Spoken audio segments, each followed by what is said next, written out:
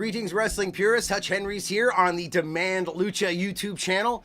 Going to be doing a little a talking head video for you here. Let you know some opinions I have about the Raw debut on Netflix. Going to be doing these kind of things on my Hutch Henry's YouTube channels in the future. So go over there and check that out.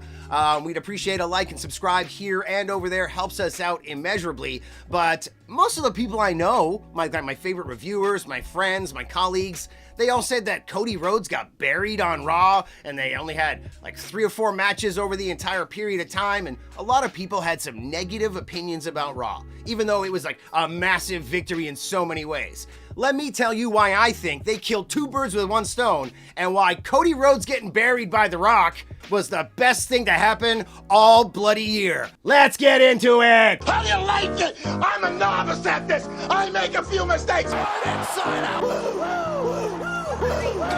Jushin Thunder Liger, the champion. Okay, so let's start with the assumption that The Rock is going to be at WrestleMania. Yes, they say he's filming Moana. Yes, he's glad-handing everybody and smiling and being all babyface because he knows he's not going to be there.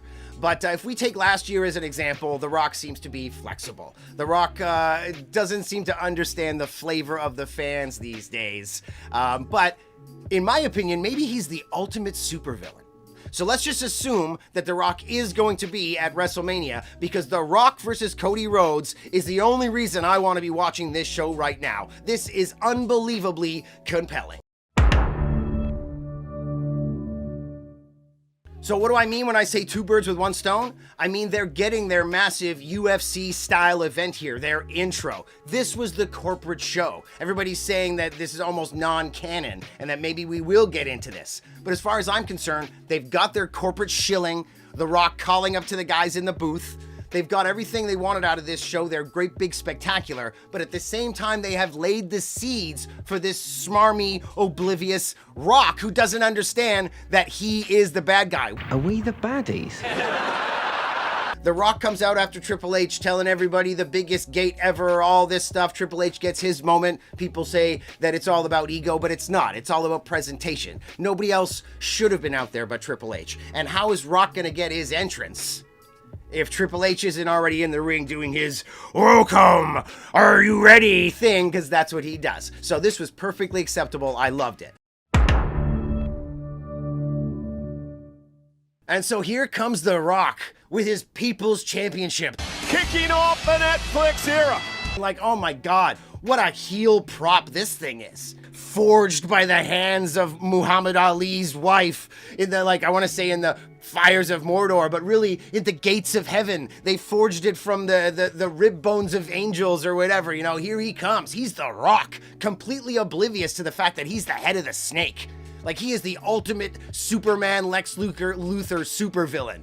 Like, when Lex Luthor became president of the United States in the Superman comics, a lot of things changed for Superman. The entire comic became about subterfuge and tension and political drama, and it was intense. And that's what we have here. We have a guy who's completely oblivious to the fact that he is evil. I mean, there's some people who might tell you they paint the roofs of their houses blue because of people like The Rock. But this guy's coming out in front of all these people, and he's like, hey, all over the world, Netflix, and hey, Cody Rhodes. Cody Rhodes is in the audience. Hey, Cody, how you doing, buddy? He says, this last year, the company has been on the back of one man, holding the planet Earth on his back, like the statue. So here's The Rock, and Cody Rhodes is out there. He's standing behind commentary. It's not like he's got a seat or something. Somebody went up to him earlier and was like, hey, Cody, Chief wants you outside for in the audience there for the intro here. You don't know if it's Triple H or whoever. And he's like, oh, that wasn't part of the plan. Yeah, they want you out there now. And he's, okay. So he goes out there, he stands there, gets his intro. The Rock says, oh, Cody Rhodes, he's the man. Thank you. So benevolent. I mean, his hands are tied. He can't say anything. This is the most powerful man in Hollywood. I mean, think about it. Dana White's just been put onto the board of Facebook, TKO, UFC, The Rock, one of the most famous actors in the world. Cody likes acting.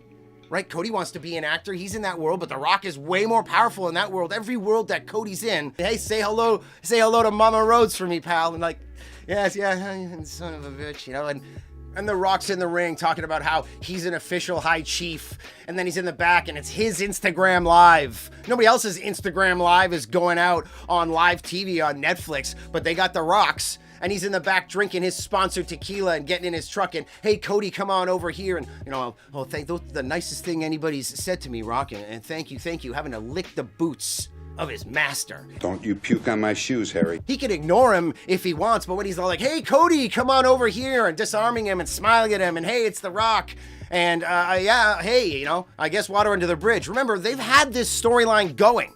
The Rock came out the night after WrestleMania and, like, gave him something and said, don't let me down. And then comes out at Bad Blood and the throat slit and gives the 3. The seeds have been set for this in some ways. You know, Cody wants to be an actor.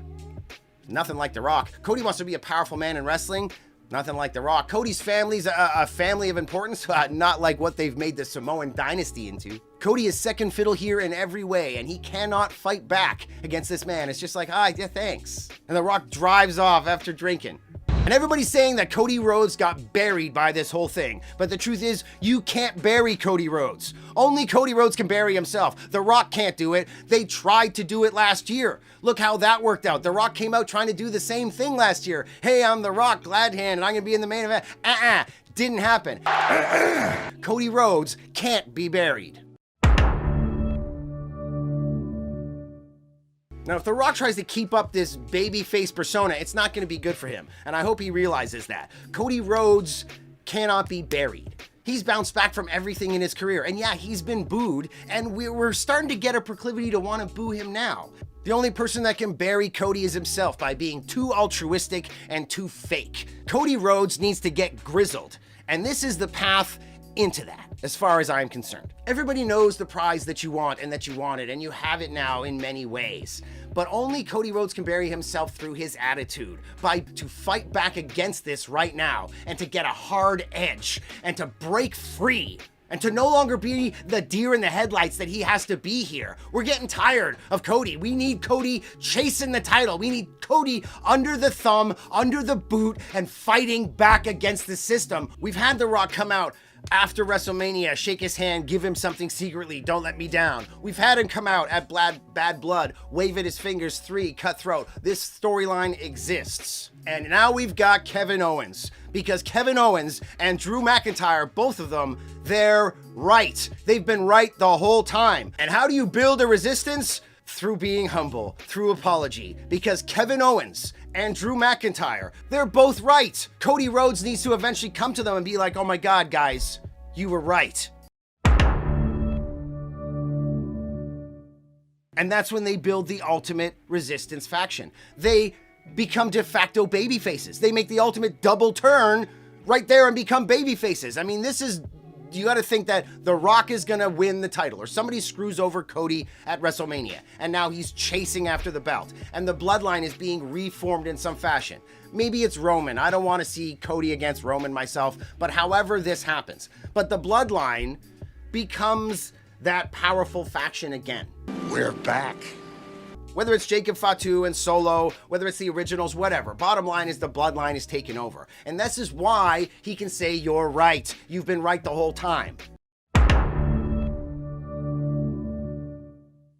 So Cody's not turning heel, he's turning aggressive babyface. Maybe not quite so flashy anymore. Like this whole champion good guy veneer, he needs to get rid of it. He needs to get aggressive. He needs to be honest with the fans and with Kevin Owens and Drew McIntyre. Just like Chris Charlton on New Japan Wrestling the other day, which we'll talk about soon, and the whole New Japan roster, he says what everybody's thinking. And that's the fact that Cody Rhodes and the Rhodes in general have been shit on for years. They took away Starcade from his dad. They made him wear polka dots. They made his brother dress up like an androgynous character. And Cody Rhodes himself, they were going to keep him under the thumb as well until he left and came back. And now he's, you know what, Kevin, Drew, you're right. And all I've ever wanted was my legacy and my family and to build something and to have respect for myself and to fight back against this constant joke that they've tried to make my family, talking about my my father shaking his fat ass. It made him all kinds of money and it made his reputation. And now in hindsight, they can look back and they can say, oh, he was just a fat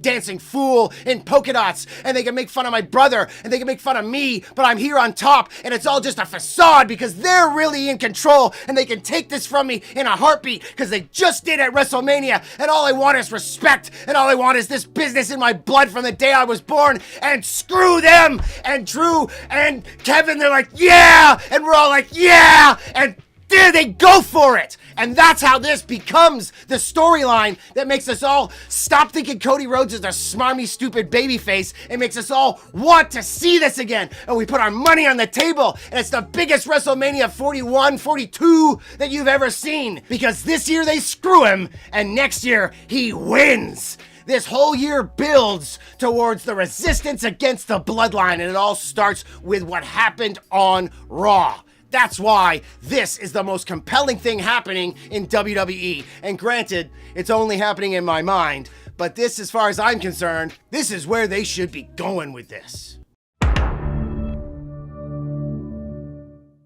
And when Drew and Kevin call him on it and say, we told you, and you're this, and you're that, he can say, what, you think I like this? You think I like standing in the crowd like a goober while the Rock's in the ring? Being like, yes, thank you, Rock. Thank you very much. You think this is what I want? Can you imagine his anger inside over being insulted? You think they'd have Stone Cold Steve Austin in 1999 get told to go stand in the audience and glad hand and wave around? Absolutely not. The glass would break and the crowd would go crazy. And this is eating Rhodes alive inside. Gotta sit there in the audience and smile while this guy talks about my mom. Makes me sick. Cody Rhodes has the ability. And there are so many places they can go from here.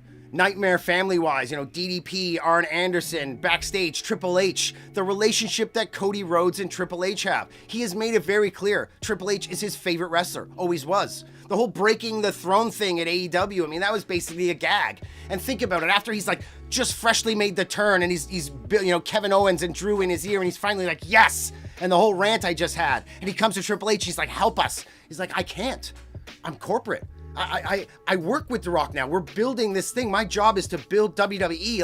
I don't have the power I used to have anymore. I made sure that I still had this position, and now I'm a powerful man here, but I can't fight against The Rock and Cody. And looking at him, with disgust. And Triple H being able to bow up, don't talk to me like that. I've been doing this since you were walking around here in your underwear, and I know who I am.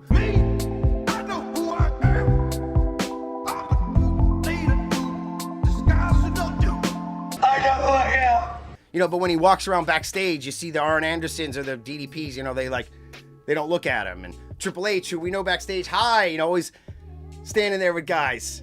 Triple H be like, hey, and people aren't talking to him the same way anymore. They're kind of ignoring him, and he starts to feel it too. Everybody knows that Cody's been screwed. It's a dark time in WWE when we're getting close to SummerSlam and Survivor Series and things like that.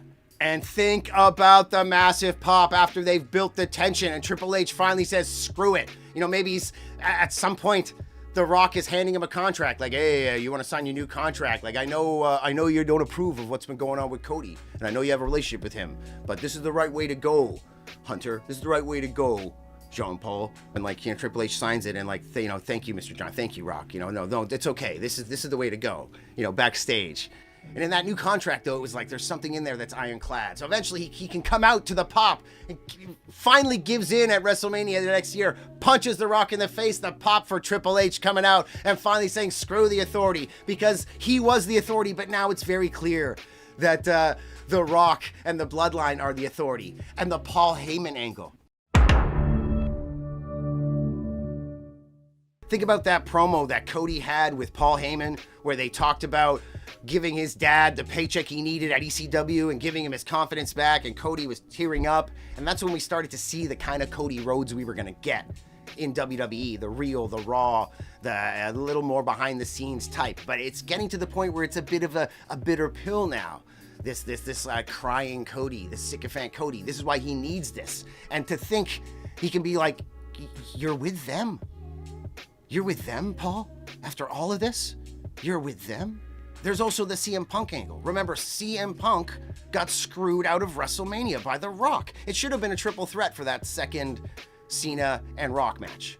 because then they wouldn't have killed the tagline from the year before of Once in a Lifetime, and they would have had a great match with the triple threat. So the CM Punk angle with Paul, we all know he's going to get his favor this year. It's not going to happen this year, but there is always that aspect. You can get very creative here, where the CM Punk wins the Rumble like next year, and then somehow he screws over the main event by being like, I'm in the main event. This time it is a triple threat. There's nothing you can do about it. And he screws over The Rock somehow and Paul Heyman, and they all turn. I mean, there is a lot of meat on this bone if it's done right and if it's done now.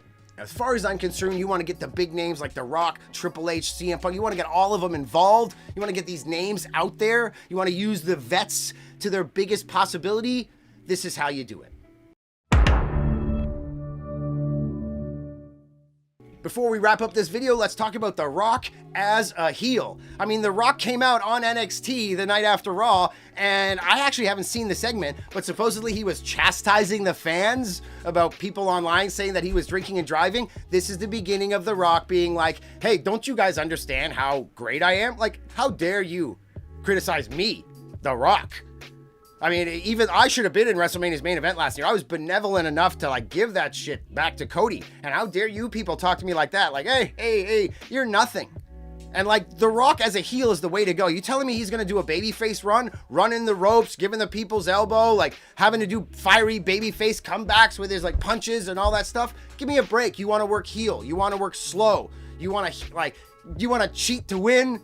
You want to walk around and showboat. This is the Rock we had last year at WrestleMania. That tag match was awesome. I was loving that. And telling the referee, hey, you shut up, you do what I say or you're fired, and grabbing a chair. That's the Rock we need. I don't need no fiery baby face Rock. Are you kidding me? And the Rock must know this. They all must know this. That's why I think that this, I mean, unless it really is Moana, and they're just like, hey, I'm going to be nice guy Rock, and we'll see you later, and they go in all different directions, then I guess that's the way it is. You know, Hollywood's more powerful than the WWE. But really, this is the bait and switch time right now. They killed two birds with one stone. They got their huge corporate UFC event with all the sponsors there and everybody worldwide, and they also were able to sow the seeds of what could be the greatest storyline ever.